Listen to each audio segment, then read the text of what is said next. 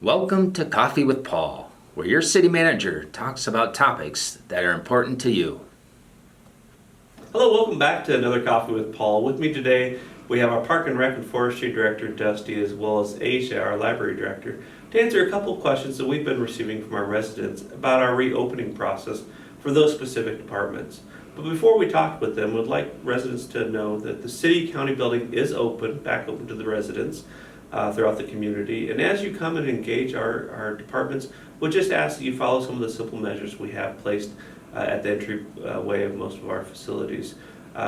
Residents will note that we do have sanitation stations for people as they come in. We're going to be able to take advantage of that.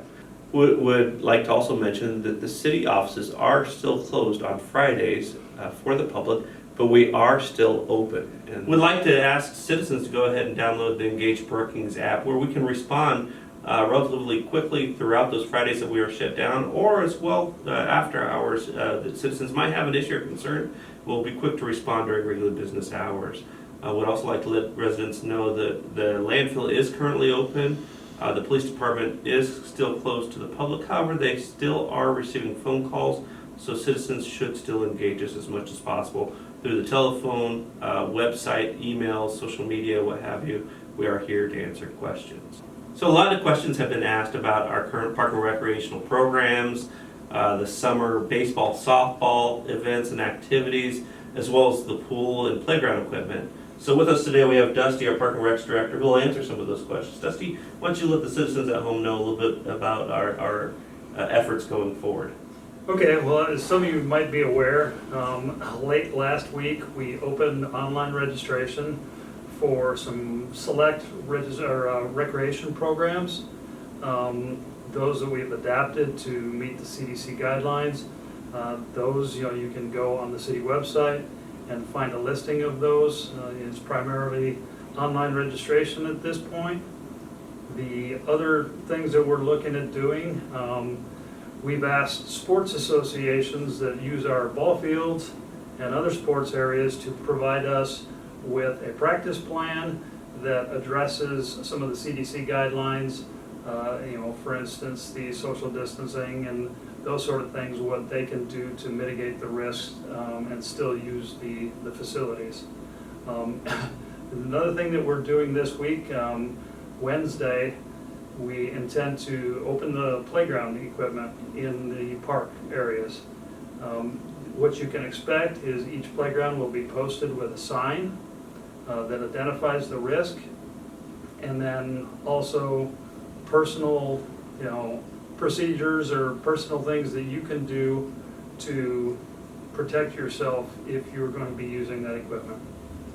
So Dusty, one of the questions that we're getting a lot is what's going to happen with the pool. Do you have any information we could share with the people watching today?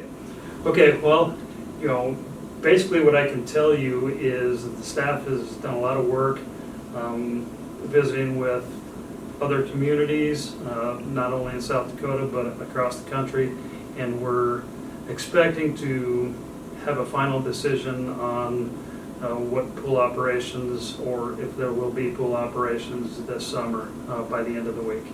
Thank you, Dusty. I really appreciate it. Aisha, getting a lot of questions regarding the library and what's going to happen there. I know we're doing a lot of drop-off services right now, kind of evolving them. Can you tell the people at home what our next steps are and what we could see in the future? Sure. So we've been doing curbside service since April 20th.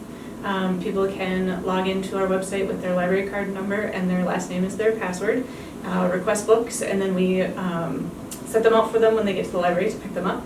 That's been going very well. And then just this week we have opened the computer lab to appointments, so they can sign up for 45-minute appointments Monday through Friday. We've also opened, we used to be closed on Fridays, but now we're open on Fridays again to extend the curbside service and allow for more computer lab appointments. So that's been going well. We are in the process of planning a virtual summer reading program. So the summer reading program sign-ups information will be out soon.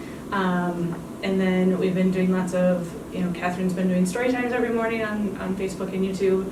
Michaela's done some book clubs through Zoom. So we're still offering programming as much as we can.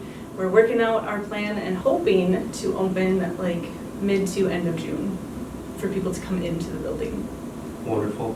Well, one of the things I'd encourage residents as they come to our facilities, utilize the services, is to really be aware of the social distancing requests the city has for those people participating in our services. Not only staying 6 feet apart, but also adhering to wearing masks, if at all possible, while engaging our employees. Not only do we want to keep our employees healthy, but also those utilizing our services. So people at home know the efforts of the parks, the library, and all of our departments utilize and research a lot of the CDC best management practices, OSHA information, but also we also engage our healthcare providers here locally to ensure that we're mitigating whatever risk possible for our residents.